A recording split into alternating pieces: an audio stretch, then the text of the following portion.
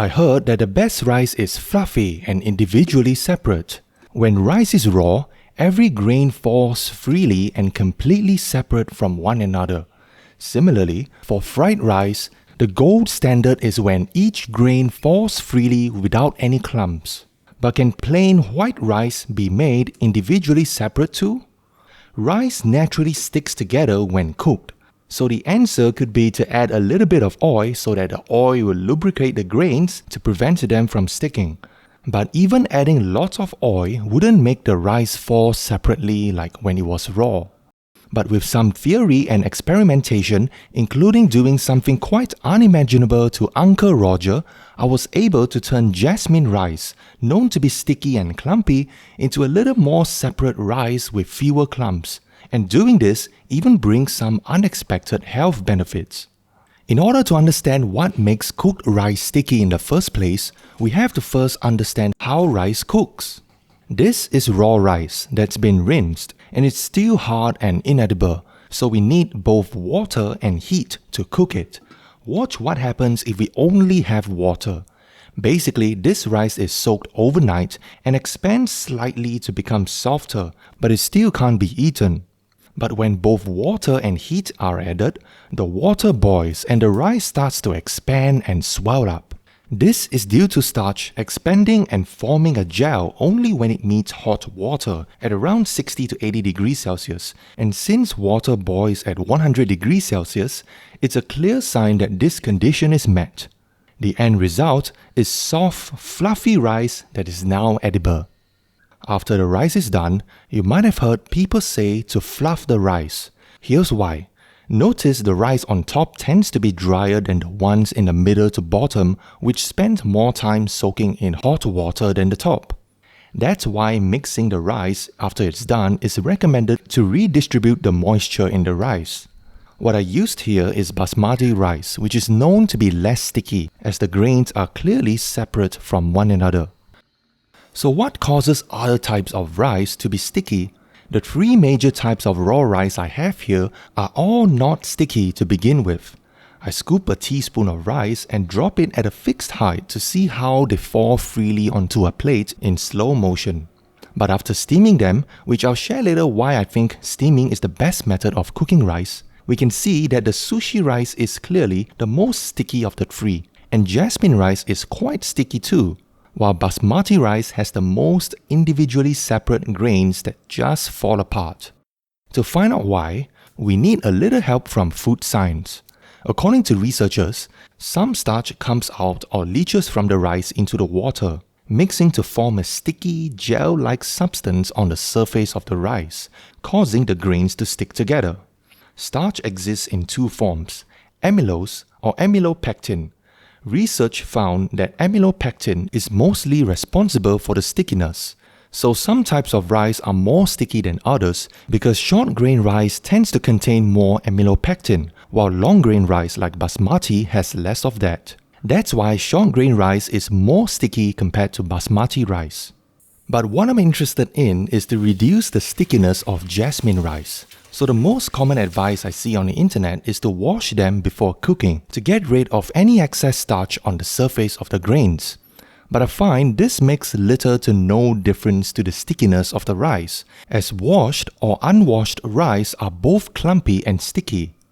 On close-up, the rinsed rice appears whiter and shinier, while the rice not rinsed has a duller appearance.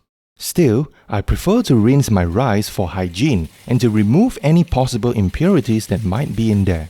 For a more in-depth discussion on washing rice, check out this eloquent video by Adam Ragusa. So I began to try different amounts of water added to rice to see if that makes any difference to the stickiness. At a ratio of 0.6 to 1 water absorbed to raw rice weight, we get firm rice that's chewy and dry in the center. But for a firm, medium-soft kind of rice, it's at about 1.2:1 ratio. For a softer, melt-in-your-mouth kind of rice, the water absorbed is somewhere around 1.6:1. Anything above 2 is borderline porridge as the rice is mushy. So while getting the amount of water right is important for the rice texture, it doesn't necessarily lead to less sticky rice. After testing it out in my scoop test, rice still clumps up regardless of the amount of water absorbed. And thanks to zero water evaporation of this steaming method, we are able to taste a range of water absorption ratios. The rice appearance may not look very different across the numbers, but it's very noticeable in terms of taste. And we found our acceptable range to be between 1.2 to 1.6 for chewy soft to pleasantly soft rice. Note that the ratios are for water absorbed, not water added, and I have some interesting results to share later when we compare rice cooking methods. My mother-in-law once told me that adding a squeeze of lemon juice to rice would make it much nicer without any sourness. I didn't believe her initially until I came across claims that cooking rice with vinegar makes it more fluffy. Upon investigating further, there is indeed some scientific evidence. Researchers have found that while acid lets more starch out of rice, when it is very acidic or the pH is low enough under 3.5, starch becomes less viscous because the acid breaks down the starch. The paper also noted that there will be no effect if the acid is added after the rice is cooked, so we got to add it in before cooking the rice. And specifically for rice, researchers also found that citric acid, which comes in citrus fruits like lemon or lime, is more effective than acetic acid, which is white vinegar, and is also better for resistant starch formation, which we'll learn more about its health benefits later. But for now, to test how acid affects rice stickiness, I first got a pH meter and calibrated it in the buffer solutions following the instructions.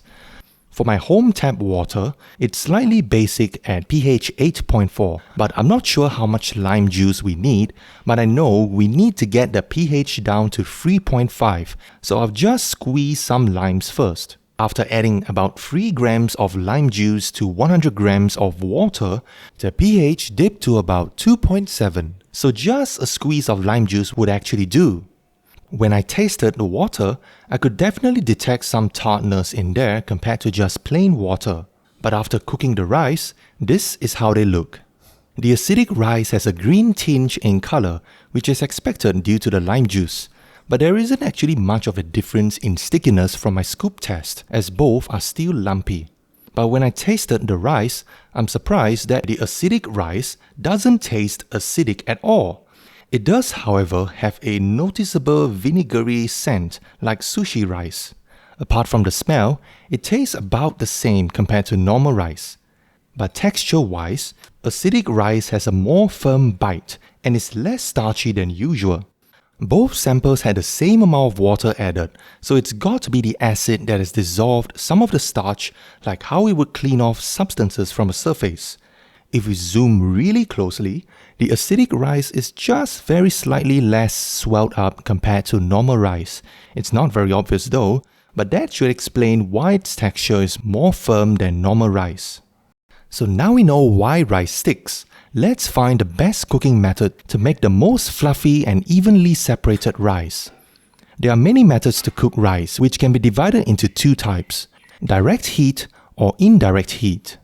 The rice cooker, which most people use to cook rice conveniently, uses the direct heat method because the non-stick pot is heated directly by an induction unit to cook the rice, and it always comes out nicely if you follow the water markers, and the rice can also keep warm for long too in there.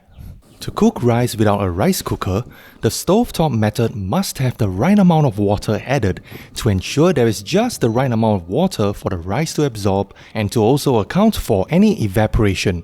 The stovetop method also uses direct heat because the pot is heated directly by an induction or gas stove. But if left on for too long or there's not enough water added, some grains would stick on the bottom, but anything above that comes out as nice rice.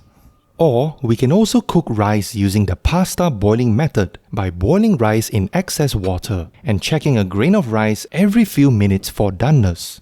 And when the rice is almost cooked, drain the rice in the colander and add the rice back into the pot and cover on the lowest heat to finish cooking in its remaining steam. I know Uncle Roger disapproves this method, but this method of cooking rice is reportedly practiced in Asia, India especially, to make the rice less sticky, and it also comes out looking quite promising. A better method of cooking rice is to use indirect heat, like an oven. It cooks the rice using hot, dry air to heat the container wrapped in foil. Essentially, we're trapping the steam in there to cook the rice. That's my sourdough bread for the week, and I found internet estimates to bake the rice at 180 degrees Celsius for 20 minutes insufficient as the rice is still wet, and it takes more like 50 minutes at that temperature for all of the water to be fully absorbed and the rice to be fully cooked. The other indirect method to cook rice without any guesswork is to use a steamer to heat the rice with hot water vapor. Because steam is always at 100 degrees Celsius and never goes above that, we can be certain that the rice will never overheat and always comes out nicely done with the right amount of water added. Steamed rice would also turn out more moist because some steam would condense on the rice. So let's look at how sticky the rice is from each cooking method. Using a standard teaspoon scoop of rice, all of the methods produced sticky rice, and there isn't one superior method that makes the rice less sticky. And even though I added the same amount of water for each cooking method to make this a fair test, I was surprised to see that different methods evaporate water very differently. Note that rinsing rice typically adds about 20% or more in weight, depending on how well it's drained. Out of all the cooking methods, the rice cooker actually evaporates the most amount of water, resulting in drier grains. The stovetop did evaporate some water too due to the boiling action, but the oven did not do much. And for the steamer, it's interesting to see that there's zero evaporation, so whatever water you put in there gets absorbed into the rice. I didn't expect that a rice cooker would evaporate so much water, so it probably hits the water really aggressively, and when cooking bigger batches, more water gets evaporated. So I'm pretty sure the manufacturers of rice cookers know this, so after testing the machine extensively, they figured out the exact amount of water to add for each amount of rice, hence the water markings to follow. But when it comes to taste, we like the stovetop rice the most because it's slightly moist, followed closely by the rice cooker or steamed rice, which tend to be more on the drier side, so it's chewier. While the oven-baked one is the most dry and even has some crunchy hard bits, which is great when we want crispy rice at the bottom like clay pot rice, but this isn't what we're looking for right now. Rice from the pasta boiling method is the most wet, almost like in a watery sauce, and the flavor is also diluted as some of its flavor has actually gone into the excess water that it was cooked in, and this water now tastes like barley water. So while I save all of the rice to make fried rice at the end of this video, overall, this summarizes my experience with each cooking method, and here's why I think steaming is the best method to cook rice. It cooks relatively quickly, has the least guesswork involved due to zero evaporation, and it would never burn or stick like the stovetop. I could also keep it warm in the steamer as long as there's steam, just that I have to deal with the bulky setup and ensure that there's enough water added regularly, otherwise the bottom would burn like this. So far, we know that the type of rice largely determines the stickiness of the rice. Adding a touch of oil does help a little to lubricate the grains, or some acid to reduce starchiness. And it doesn't really matter how much water is added or which cooking method is used to cook rice. But there is actually one more controversial way to reduce rice stickiness. Remember why we wash raw rice in the first place? It's believed to get rid of excess starch on the grain that makes rice more sticky and to also cleanse it from any other impurities before cooking it. But as we learned earlier, rice sticks because some starch comes out of the grains when it cooks, forming a sticky gel coating on the grains. So if we consider that as unwanted, why don't we also wash that away by washing freshly cooked rice? This may bring emotional damage to Uncle Roger, Stephen He, and many Asians as rinsing cooked rice leads to terrible mushy rice. But listen, there's a follow-up step that most people completely miss. The key is to cook the rice again to evaporate any excess moisture so that the rice is both dry and less sticky. The trick is to use gentle heat so that the excess water evaporates and not scorch the dry rice, which causes it to stick. This means putting the rinsed rice back into the rice cooker on the keep warm setting to let the water slowly evaporate. And I found that it takes roughly about 20 minutes for it to be acceptably dry and, interestingly, less sticky. Here's the difference between rice that's cooked fresh from the rice cooker and after it's rinsed so it looks wet, and then after it's kept warm in the rice cooker for 20 minutes. We can see that the rice has become less sticky with smaller clumps and some free-falling grains, much closer to what raw rice grains free-falling look like. We know that as rice cooks, some starch leaches out of the rice, forming a sticky gel between grains, so rinsing cooked rice washes that away, resulting in a less sticky and less starchy rice. There's even a health benefit to doing this. The cooling effect from rinsing cooked rice brings retrogradation in the rice. Basically, when starch molecules heat up, they break up and bond with water to become gel, but after they cool, they partially reform tightly packed structures or retrogrades, like going back to its earlier condition, and this process also expels some water out of the grain. That's why cold rice from the fridge feels harder. This process also converts some of the starch in rice into resistant starch, which doesn't digest in the small intestines, so it has a lower impact on blood sugar levels than regular rice, and it also has probiotic effects. This is not what I expected when I set out to discover how to make rice less sticky, so this is a nice health bonus. Here's how we can really push this concept to make the rice not sticky as much as possible.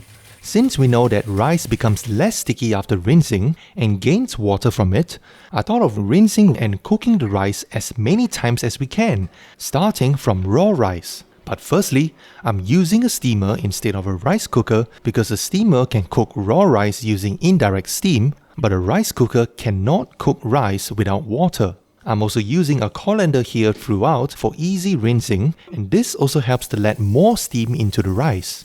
After steaming the rice for 20 minutes, the rice has clumped up and it is still very hard and inedible at this stage. So gently break up the clumps and rinse thoroughly to wash off the excess starch until each grain runs freely in water like this. Drain off the excess water and then steam it again. Now we can see that the rice starts to fluff up and gain weight as it absorbs water. Then rinse it again under water to wash off the excess starch until every grain blooms in water and moves freely and separately like this. Then steam it again. So I just rinse, steam and repeat until the rice reaches the desired tenderness or water absorption ratio. Through weight measurements, we can see that the rice gains a bit of weight after rinsing, and the rice then slightly absorbs more water after steaming, which I believe is due to steam condensing on the cool rice grains, forming water droplets. So through this rinse, steam and repeat method, we can see that the rice gradually turns from raw to cooked, absorbing increasing amounts of water after each cycle. To find the optimum number of cycles of rinsing and steaming, we taste tested through from 1 cycle to 5 cycles and found that rinsing and steaming just 1 time is insufficient as the rice is still raw, while steaming the rice 2 times leads to al dente, chewy but dry rice. 3 times leads to soft, chewy rice, while 4 times is so soft that it melts in your mouth. 5 times is borderline porridge and it's too mushy for our liking. And if we compare this rinse, steam and repeat method with normal rice just steamed once with water added, we can see how the normal rice has a shine on the surface due to the sticky gel, whereas the one rinsed and steamed multiple times look more matte on the surface and duller in appearance because some of that sticky gel has been washed off.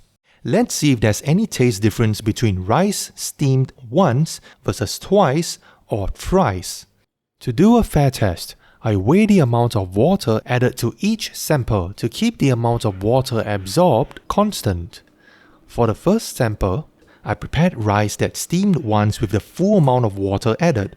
Second, rice is steamed twice by adding half of the amount of water first, then rinse after the first steam, and then top up with a little more water and then steam it again the second time. The third sample is to rinse and steam raw rice 3 times without adding any water. because there's already some leftover water from rinsing. So the rice expands slightly after every rinse and steam cycle, and the final steam dries the rice so that it's not wet. The benefit of rinsing and steaming rice 3 times is that it makes the rice lighter, fluffier and less starchy, and the grains separate much more easily, making it less sticky and less starchy in texture. But the trade-off here is a slight loss in flavor compared to rice cooked just once, because rinsing the rice in water also washes away some of the natural flavors in rice. If we zoom in, we can see how rinsing gradually takes away that sticky and shiny gel on rice grains. After tasting each sample, including a 4th sample which didn't work out because it was semi-raw, we liked the rice that was steamed 3 times the most because it was the most light and fluffy. Even though it has a slight loss of flavor compared to rice steamed once, the softer, lighter and more separated texture makes up for it, making this triple steamed rice more delightful to eat. So it turns out that to achieve the Asian gold standard of rice that is fluffy and evenly separated, adding a little oil does help, but more oil doesn't work as it leads to greasy rice. A little lime juice also doesn't really help, though it gives the rice a lighter texture. And for the amount of water added, it doesn't really matter for separateness, but it matters more for the texture of the rice grain, likewise for the cooking method. What really makes the rice separate is to commit what many Asians like Uncle Roger consider as sacrilege by rinsing cooked rice, steaming it, rinsing it again for at least 3 times. Or just use long grain basmati rice if you don't want to offend anyone, because basmati rice naturally separates due to its starch content. Feel free to try rinsing cooked rice from the rice cooker at home to rinse away that sticky starch, and then cook it again under the keep warm setting to see if you like the texture better. And don't worry, if Uncle Roger finds out, remind him that in his home country Malaysia, some places reportedly steam their rice 4 times. First, nak steam 4 kali. Itu nasi memang mau fluffy, dia baru sedap tu. And here's the moment they pour coconut milk after steaming the rice, immersing the rice in all that liquid. We'll be applying the lessons learned here to see if we can make coconut rice better over the next few videos. But for now, with all that excess rice saved, I'm making fried rice since there's like 4 to 5 servings in there. Here's how I make my casual meal prep fried rice for the week. I froze the rice and it's rock hard at the moment, so I first reheat the rice in a steamer while I prepare the other ingredients. It took about half an hour to reheat the rice till it's hot and steamy again. So meanwhile, I minced some garlic, some long beans, veggies, spring onions, all cut into small pieces so that the emphasis is more on the rice. Beat some eggs, seasoned with fish sauce or soy sauce, and season some minced meat also, and assemble all the ingredients first before heating up the wok. Fry the eggs first and stir to break up the curds into small pieces. Then fry the garlic, minced meat, and long beans till it's soft. Separate out half of the ingredients first to not overcrowd the wok and add in half of the fluffy steamed rice. Gently toss with soy sauce to season the rice and mix everything well till the rice separates and it's nicely seasoned. Repeat for the next batch, and there we have delicious fried rice meal prepped for any day. How fluffy and separated is this fried rice? Not bad, I would say, but the egg pieces are still too big. Maybe someday I could learn from Uncle Wang Gang's egg fried rice, where the egg strands are so thin like egg floss. But taste-wise, it's really good enough for our lunch today.